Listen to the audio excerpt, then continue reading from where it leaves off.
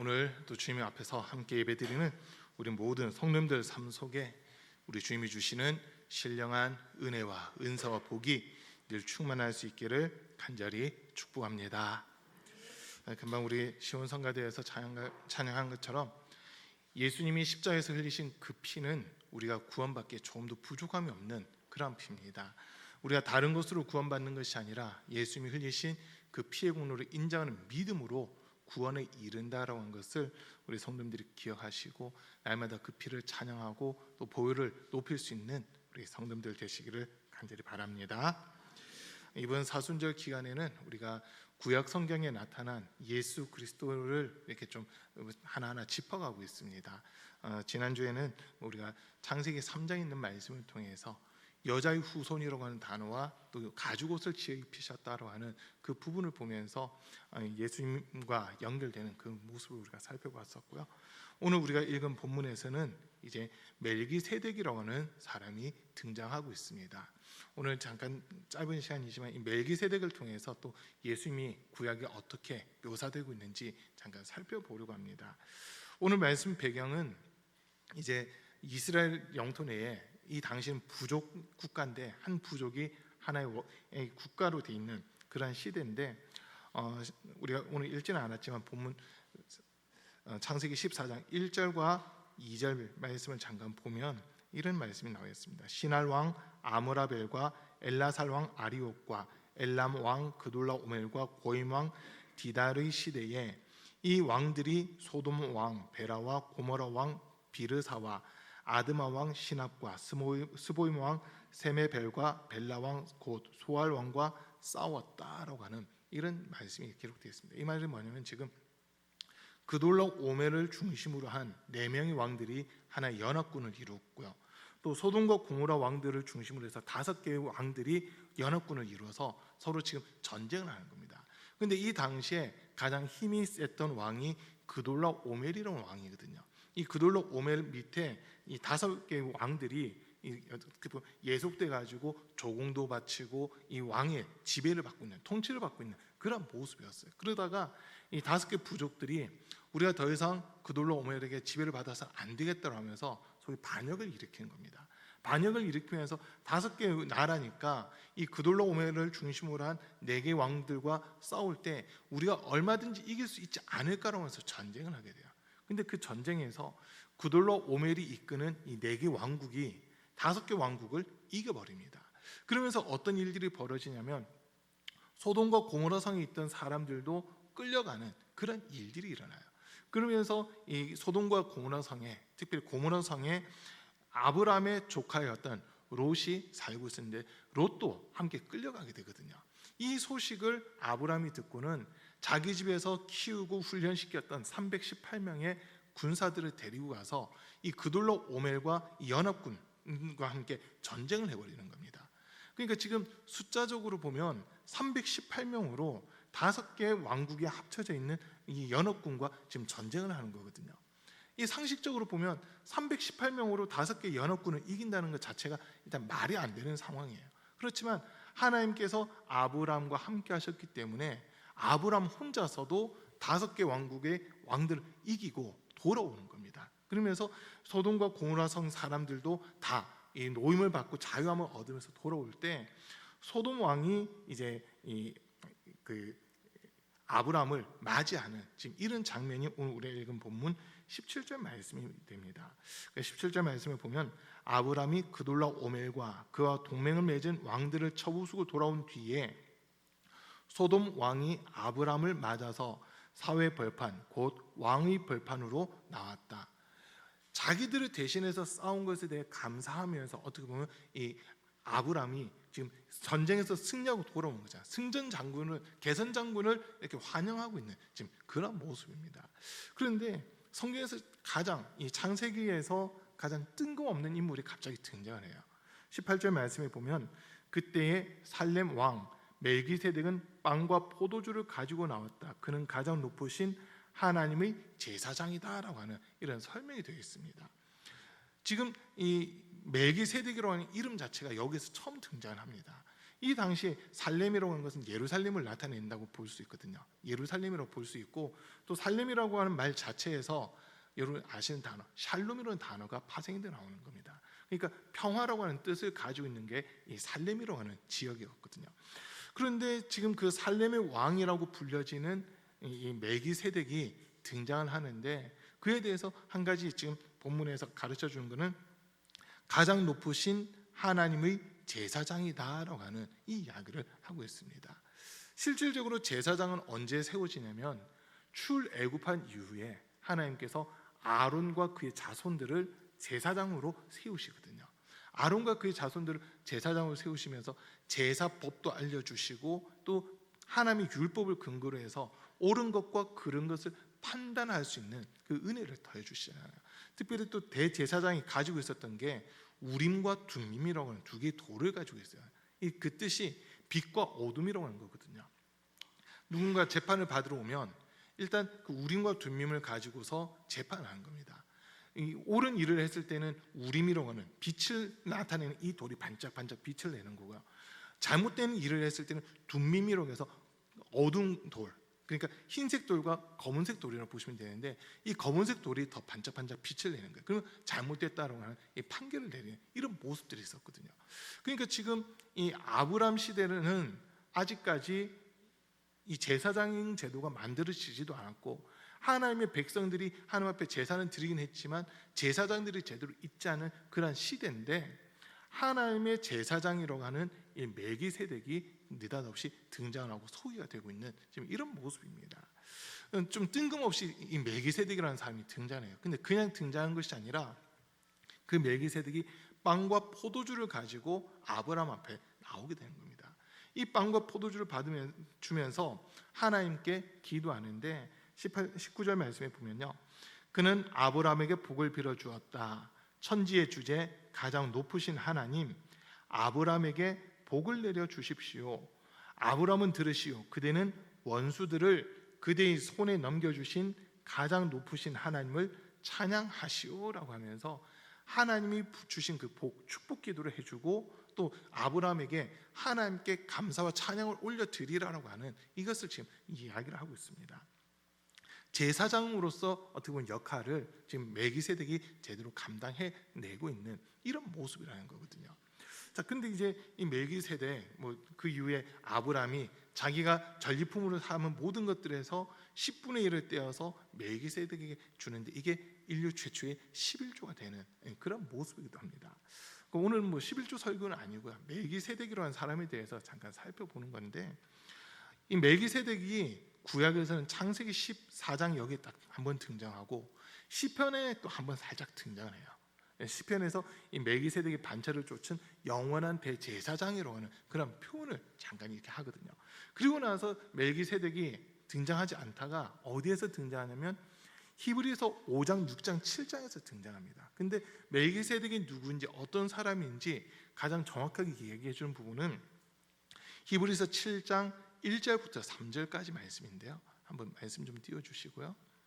히브리서 7장 1절부터 3절을 한번 같이 읽어봅니다. 시작. 이 멜기세덱은 살렘 왕이요 지극히 높으신 하나님의 제사장이라. 여러 왕을 쳐서 죽이고 돌아오는 아브라함을 만나 복을 빈 자라. 아브라함이 모든 것의 10분의 1을 그에게 나누어 주니라. 그 이름을 해석하면 먼저는 의의 왕이요 그 다음은 살렘 왕이니 곧 평강의 왕이요 아버지도 없고 어머니도 없고 족보도 없고 시작한 날도 없고 생명의 끝도 없어 하나님의 아들과 닮아서 항상 제사장으로 있느니라. 아멘. 1절과 2절은 금방 창세기에서 읽었던 말씀을 그대로 정리를 한 거예요. 그런데 3절 말씀에서 보니까 이 멜기세덱이 어떤 사람이냐, 아버지도 없고 어머니도 없고 태어난 날도 없고 죽은 날도 없다라고 하는 지금 그런 이야기를 하거든요. 그러니까 말 그대로 제가 아까 이 멜기세덱이라는 인물이 그냥 갑자기 튀어나왔다고 그랬잖아요. 그 부모도 누군지 몰라요. 부모도 누군지 모르고 어디서 태어났는지도 모르고 그냥 살렘 왕이라고 하는 거, 요것만 알고 있는 겁니다. 그리고 또 그의 직분을 보니까 왕이면서 동시에 제사장의 역할도 함께 감당했던 사람이다라고만 그렇게 지금 소개되어 있거든요. 그 지금 성경 인물들 가운데 가장 난해한 인물 중 한 사람이 어떻게 보면 이 멜기세덱이라고도 볼 수 있습니다. 멜기세덱이 어디서 태어났는지, 누구로부터 태어났는지, 그리고 언제까지 살았는지 아무도 아는 정보가 없다는 거예요. 정보가 없어요. 정보가. 그런데 이제 그 이름 속에서 밝혀진 것들 몇 개. 살렘 왕이라고 했잖아요. 멜기세덱이라는 이름 자체는 의의 왕, 정의 왕이라고 하는 그런 뜻이고요. 살렘 왕이라고 했을 때는 평화의 왕이라고 하는 이런 의미를 가지고 있거든요. 그럼 이걸 가지고 이제 우리가 추측을 해보는 거예요. 평화의 왕은 도대체 누구고 의의 왕은 또 누구냐라고 하는 이 부분이 우리에게 남는 거거든요. 그러면서 영원한 대제사장이라고 이제 그 히브리서에서는 이 멜기세덱을 소개하고 있습니다. 영원한 대제사장은 우리 예수님 한 분밖에 없습니다. 우리가 예수님을 주는 그리스도시요 살아계신 하나님의 아들이십니다라고 베드로가 고백하는 마태복음 16장 16절의 말씀을 기억하잖아요. 예수님께서 가이사랴 빌립보라고 하는 곳에서 제자들이 물어보시는 겁니다. 사람들이 나를 누구라고 하더냐? 어떤 사람은 엘리야라고 그러고, 어떤 사람은 세례 요한이라고 그러고, 어떤 사람은 예레미야라고 그러고, 어떤 사람은 선지자 중 하나라고 합니다. 그러면 너희는 나를 누구라 하느냐 하셨을 때 베드로가 주는 그리스도시요 살아계신 하나님의 아들이시니다라고 하는 이 고백을 하거든요. 이 그리스도라고 하는 고백 속에 예수님은 나의 왕이십니다. 예수는 나의 제사장이십니다. 예수는 나에게 하나님 나라의 말씀을 가르쳐 주시는, 복음을 가르쳐 주시는 선지자이십니다라고 하는 이런 의미가 다 담겨져 있는 겁니다. 하나님의 아들로서 예수님을 인정할 뿐만 아니라 또 그리스도로 예수님을 인정하고 있는 이런 모습이라는 거거든요. 히브리어에는 그리스도란 말이 없어요. 메시아란 말이 있습니다. 헬라어에는 그리스도가 있거든요. 이 두 개가 같은 말이에요. 기름 부음 받은 자, 하나님께 구별돼서 기름 부음 받고 하나님의 거룩한 일을 하라고 세움 받은 자다라고 하는 그런 의미가 여기 담겨져 있습니다. 그래서 일반적으로 제사장 하면 아까 잠깐 설명드린 것처럼 아론과 그의 후손들만 제사장이 될 수 있습니다. 레위 지파라고 해서 다 제사장이 되는 것이 아니라 아론과 그의 아들, 그의 후손들만 제사장을 할 수 있도록 하나님이 이거는 정해 놓으셨거든요. 그런데 예수님은 혈통적으로 보면 유다 지파예요. 그러면 이거는 유다 지파라고 하는 것 자체가 제사장이 될 수 없는 사람이라는 거거든요. 자, 그런데 이 멜기세덱을 보면서 우리가 히브리서에 있는 말씀들을 좀 인용해 보면 멜기세덱은 아브라함의 그 반차를 쫓지 않고 제사장이 되었다라고 하는 그런 이야기를 합니다. 레위가 태어나기도 훨씬 전에 이 멜기세덱이 등장한 거거든요. 모세, 아론 이런 사람들이 등장한 것은 아브라함 이후에 약 500년 정도 시간이 지난 다음에 모세가 등장을 합니다. 약 500년 정도 시간이 지난 다음에 모세가 등장하니까 그 시간을 놓고 보더라도 지금 제사장으로 이 제도가 전혀 만들어지지 않은 상황에서 하나님의 제사장으로 하는 이 멜기세덱이 등장을 하고 있는 거예요. 자, 그러면 영원한 제사장, 의의 왕, 또 평화의 왕이라고 하는 이런 별칭을 가지고 있는 사람이 멜기세덱인데 우리가 이제 성경을 좀 몇 군데만 볼 텐데요. 이사야 9장 6절 말씀을 한번 띄워주세요. 이사야 9장 6절입니다.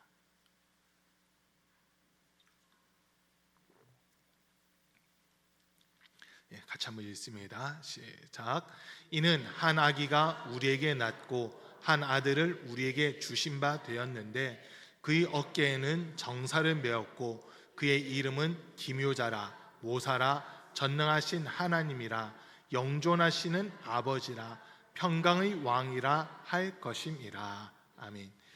이사야 9장 6절에서 한 아기가 이제 이스라엘을 구원할 한 아기가 이미 태어났다라고 이야기를 해요.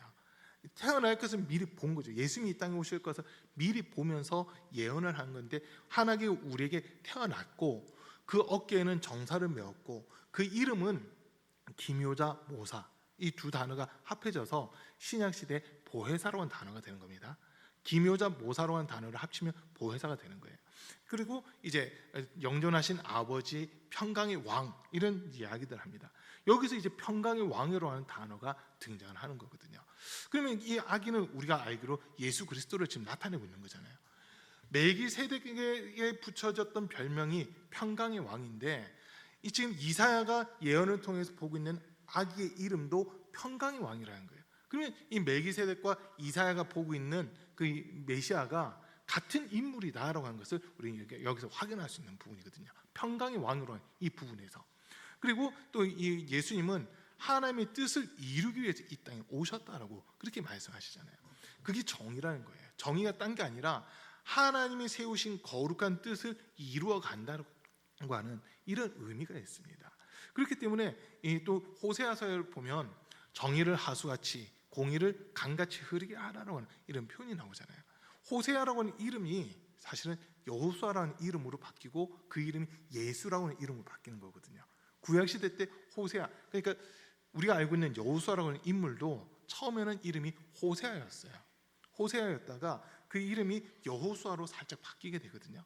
그리고 그 여호수아라는 이름이 시간이 지나면서 헬라식으로 표현할 때 예수아라고 하는 이름이 되면서 우리가 부른 그 예수라고 하는 이름으로 이름이 점점 발전해 나가는 겁니다. 시대적으로 이렇게 이름의 변화가 좀 있었던 건데 같은 이름이에요. 같은 이름. 그러니까 호세아를 나타낼 때 정이라고 하는 것을 나타내는데 그 이름에서 예수라는 이름이 나오는 거거든요. 이런 것들을 종합해 볼 때 지금 멜기세덱은 예수님 외에는 설명할 방법이 없구나라고 하는 것을 우리가 보는 겁니다.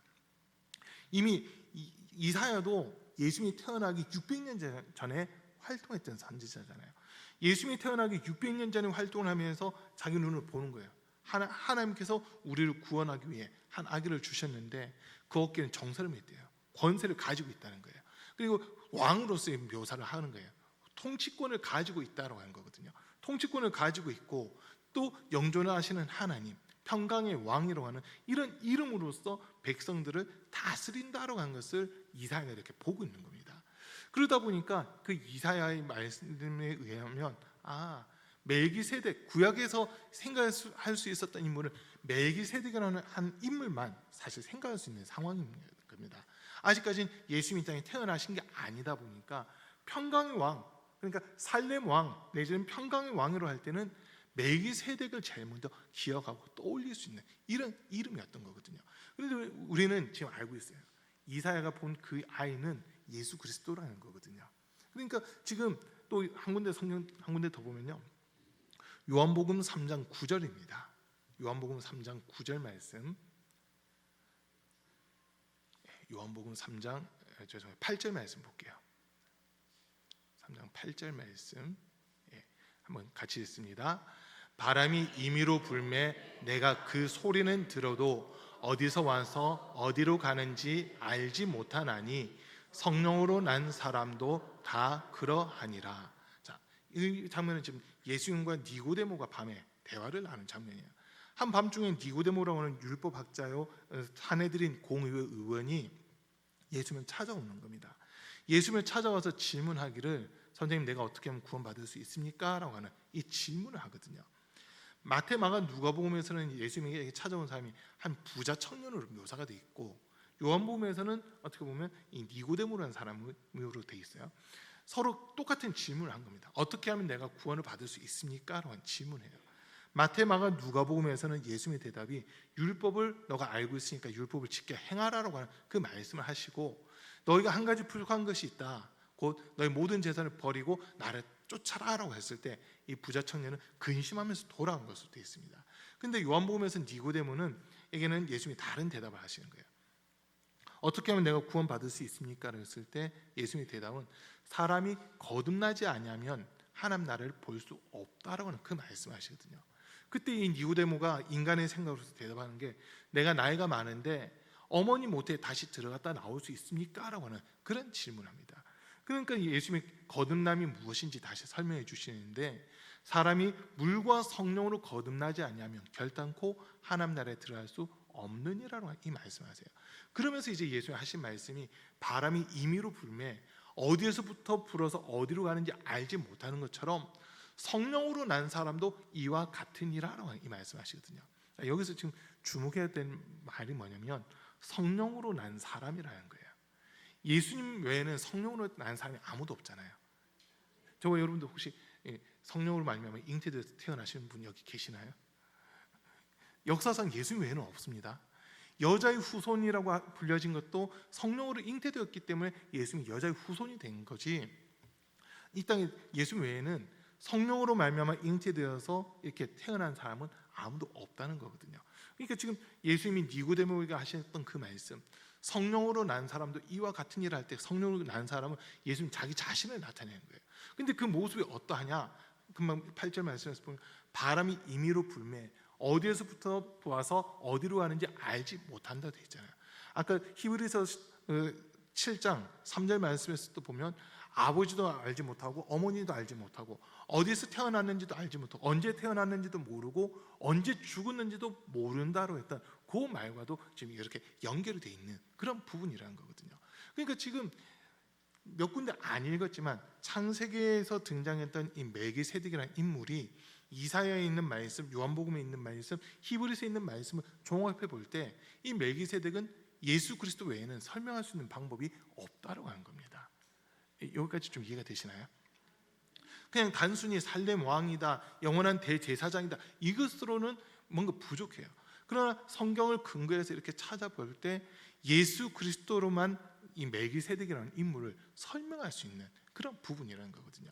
자, 그러면 이제 아브라함이 왜 멜기세덱에게 11조를 드렸을까라고 했을 때 이제 하나님의 대제사장이라는 것도 있지만은 멜기세덱이 아브라함을 위해서 준비해가지고 온 게 있었잖아요. 그게 빵과 포도주를 가지고 왔거든요. 오늘날 같았으면 빵하고 우유를 가지고 와야 될 텐데 우유가 아니라 빵과 포도주를 가지고 오는 거예요. 그게 이제 예수님이 최후의 만찬을 하시면서 제자들에게 떼어주셨던 그 떡과 포도주를 의미하는 그런 부분으로도 연결이 되고 있거든요. 예수님이 우리를 위해 자신의 사유가 피를 내주시고 생명을 주셨기 때문에 우리가 예수님을 말미암아 구원을 받은 거잖아요. 오늘 11조 설교는 아니지만 이 11조를 하게 된 배경이 아브라함은 하나님의 부름을 받을 때 창세기 12장에서 하나님이 아브라함을 부르실 때 너는 너희 본토와 친척과 아비 집을 떠나 내가 내게 지시하는 땅으로 가라. 그곳에서 내가 너를 복이 되게 하겠다라고 하는 이 말씀하시거든요. 너를 창대하게 하고 너는 복이 될지라 너로 말미암아 세계 모든 민족이 복을 받게 해주겠다라고 하면서 하나님이 아브라함을 부르시는 겁니다. 본토, 친척, 아비 집을 떠나라고 하는 것은 너의 삶의 근원이 됐던 그 모든 것들을 포기하라고 하는 그런 의미이기도 합니다. 그리고 아까 잠깐 말씀드렸어요. 이 당시는 부족 국가예요. 하나의 부족이 하나의 국가인데 이 부족에서 떨어져 나온다고 하는 것은 나를 지켜줄 자가 아무도 없다라고 하는 그런 의미거든요. 나를 지켜줄 자가 아무도 없지만 하나님이 아브라함을 지켜주시고 보호해 주셨기 때문에 그돌라 오멜이라고 하는 그 당시 가장 강력했던 왕을 중심으로 한 5개 부족 국가의 연합군을 아브라함이 데리고 있는 318명의 군사들이 이기게 되잖아요. 이 모습이 우리 신앙생활과 연결되는 겁니다. 하나님 사랑 안에 거하고 주님 손에 붙들림받은 자들은 세상을 이기는 믿음을 갖는 거거든요. 요한 1서 5장 4절 말씀에서 보면 세상을 이기는 이김은 이것이니 우리의 믿음이다. 예수 그리스도께서 하나님의 아들이심을 믿는 자가 아니고서는 누가 세상을 이기느냐라고 하는 이 말씀 우리에게 주시잖아요. 하나님의 아들을 믿는 믿음, 즉 예수 그리스도를 믿는 믿음이 세상을 이기는 능력이라고 우리에게 알려주시는데 아브라함이 그돌라 오멜을 중심으로 한 5개 연합군을 이길 수 있었던 것은 하나님이 그와 함께 하셨기 때문이라는 거거든요. 세상의 힘으로는 이들을 이기는 힘이 없어요. 그러나 하나님이 함께 하시고 하나님이 은혜 주시고 하나님이 능력을 베풀어 주시다 보니까 그 당시 가장 강력한 왕이라고 하는 그돌라 오멜뿐만 아니라 그돌라 오멜을 돕고 있는 4명의 왕들, 총 5명의 왕들은 다 깨부수고 이길 수 있는 그런 힘을 갖게 되더라는 겁니다. 자, 이 부분에서 구원이라고 하는 것을 생각하게 되는 겁니다. 하나님이 아브라함을 지켜주셨기 때문에 홀로 단신으로 어떻게 보면 본토 친척 아비집을 떠나서 하나님이 지시하신 땅 가나안 땅으로 왔는데 자기를 지켜줄 자도 없고 보호해줄 자도 없을 것 같은 그 환경과 상황 속에서 하나님이 자기와 함께 하시고 자기를 지켜주셨다고 한 것을 기억하고 있었던 겁니다. 근데 마침 이 멜기세덱이 등장하는데 멜기세덱의 신분이 2가지예요. 하나는 살렘 왕, 또 다른 하나는 하나님의 제사장. 하나님의 제사장으로 하는 신분을 가지고 있었기 때문에 멜기세덱을 통해서 하나님께 자기가 가진 모든 것의 10분의 1을 드릴 수 있는 이런 모습이 된 거였거든요. 이 11조라고 하는 것도 역시 마찬가지인데 왜 우리가 11조 하냐면요, 하나님께서 나를 사랑하시고 나를 구원해 주셨다는 것을 기억한다면 그 감사의 표현으로서 우리가 하나님께 11조를 드리는 겁니다. 단순히 창고를 채우고 복받기 위해서 11조 하는 것이 아니라 11조 하는 제일 큰 이유는 하나님이 나를 구원해 주셨다, 하나님이 나를 지켜주셨다, 하나님이 나와 함께 하셨다라고 하는 것, 그것에 대한 감사의 표현이 11조라고 하는 거거든요. 눈으로 볼 때는 멜기세덱에게 드린 거예요. 그런데 이 멜기세덱, 아까 잠깐 말씀드렸잖아요, 떡과 포도주를 가지고 왔어요. 예수님께서 떡과 포도주를 가지고 떼어 주시면서 이 떡을 먹을 때마다 너희는 나를 기억해라, 이것은 너희를 위해 내어줄 내 살이다. 또 포도주를 나눠주시면서 이것을 행할 때마다 나를 기념해라, 이 잔은 너희를 위해 세운 새 언약의 피다. 이게 언약의 피니까 잊지 말아라라고 하시면서 예수님이 십자가에서 고난당하시고 살과 몸과 살 찢고 물과 피를 다 쏟으셔서 우리를 구원해 주신 것을 기억하고 기념하게끔 하는 그 도구가 이 빵과 포도주였던 거거든요. 지금 우리 세 번 얘기한 빵과 포도주고요, 개역 한글판에서는 떡과 포도주로 되어 있어요. 이스라엘 문화와 우리 문화가 여기서 비슷하다는 거거든요. 이스라엘에서도 실질적으로 떡이라고 하는 단어를 사용한다는 겁니다. 우리말로 떡은 아니겠지만 그 의미적으로 볼 때 떡이라고 하는 의미를 써요. 빵보다는 떡으로 이렇게 돼 있고, 그리고 우리나라도 떡이 이렇게 옛날에 좀 많이 먹는 그런 부분들이었는데, 어쨌든 이 떡과 포도주를 통해서 예수님의 살과 피를 기억하고 기념할 수 있는 그런 모습이었거든요. 그걸 보고서 아, 이분이 정말 하나님의 대제사장이 맞구나로 해서 아브라함이 그에게 11조를 드리는 거였습니다. 이 떡과 포도주를 보지 않았으면 당신이 하나님의 제사장인 것을 내가 어떻게 알 수 있느냐라고 하는 이런 질문을 했을 텐데, 그 떡과 포도주를 통해서 아, 하나님이 제사장이다 인정하고는 11조를 드리는 이런 모습이었던 거거든요. 자, 그래서 이제 우리는 이 멜기세덱이 예수 그리스도로 연결된다는 것을 지금 들었고요. 그가 영원한 대제사장이라고 했는데, 이제 히브리서에 있는 말씀 좀 인용해서 보면은 멜기세덱이 아브라함의 반차를 쫓지 아니하고, 그러니까 레위 지파에 속하지 않았음에도 불구하고 하나님이 제사장이 된 것처럼 예수 그리스도께서도 레위 지파도 아니고 아론의 혈통도 아니지만 이젠 영원한 대제사장으로서 우리의 죄를 온전히 담당하시고 해결하신 분이시다, 이걸 우리에게 보여주는 겁니다. 여러분, 제사장의 제일 중요한 역할 중 하나가 제사를 집례하는 거잖아요. 제사를 집례하는데 번제, 소제, 그리고 속죄제, 속건제, 화목제, 5대 제사가 있어요. 이 5대 제사들 중에서 5대 제사 중에서 하나님이 제일 중요하게 보시는 제사가 사실은 속죄제입니다. 번제는 하나님께 내 모든 것을 다 드리는 거잖아요. 다 드려요. 그런데 하나님께서 이 번제와 함께 반드시 드릴 것을 요구하는 것이 속죄제였거든요. 속죄제는 절기 때마다도 드려야 되고 안식일마다도 드려야 되고 사실 매번 그렇게 드려야 돼요. 번제와 함께 속죄제를 함께 드림으로써 우리의 죄에 대한 문제를 해결받아야 되는 이런 부분들이 있다는 거거든요. 그 제사장의 제일 중요한 역할, 제사를 드리는 거예요. 하나님 앞에 우리의 제사를 드리면서 이 사람의 죄를 용서해 주십시오라고 그 선언을 하는 게 제사장이 하는 역할이었거든요. 우리 예수님께서 이제 마태복음 11장 28절에서 하신 말씀이 수고하고 무거운 짐진 자들아 다 내게로 오라, 내가 너희를 쉬게 하리라고 이 말씀하시는데, 이 땅에 살아가는 모든 사람들은 죄를 범했잖아요. 죄 아래 매여 있어요. 죄에 매여 있어요. 지난주간 말씀 들은 거 생각해 보면 죄의 종으로 우리가 이렇게 살아가는데, 그 죄를 예수님이 자신에게 다 떠넘기라는 겁니다. 다 떠넘기면 예수님이 죄의 문제는 다 해결해 주고 우리에게는 죄로 인한 저주, 질병, 가난의 문제까지도 다 해결해 주겠다고 선언하시는 거. 이게 마태복음 11장 28절 말씀이거든요. 대제사장으로서 어떻게 보면 예수님이 너희 그 죄짐을 내게로 가지고 와. 너희는 더 이상 짐승 잡지 말고 내가 단번에 죽을 테니까 내 죽음을 통해서 너희는 영원한 죄사함을 받아야 되라고 하는 이거를 우리에게 말씀해 주시는 겁니다. 그래서 히브리서에서 단번에 그 자신을 드림으로써 단번에 희생하심으로써 우리의 모든 죄를 다 없앴다라고 하는 이런 표현을 우리가 보게 되는 거거든요. 그래서 예수님은 영원한 대제사장이 되시는 겁니다. 자신 십자가의 죽음은 그냥 번제이기도 하지만 속죄제이기도 하거든요. 또 화목제이기도 합니다. 예수님 자신의 죽음 자체가 하나님과 우리 사이에 막혔던 모든 것들을 다 허무시는 그런 모습이라는 거거든요. 에베소서에서 보면 그의 몸으로써 막힌 담을 허무셨다라고 하는 이 말씀이 나오잖아요.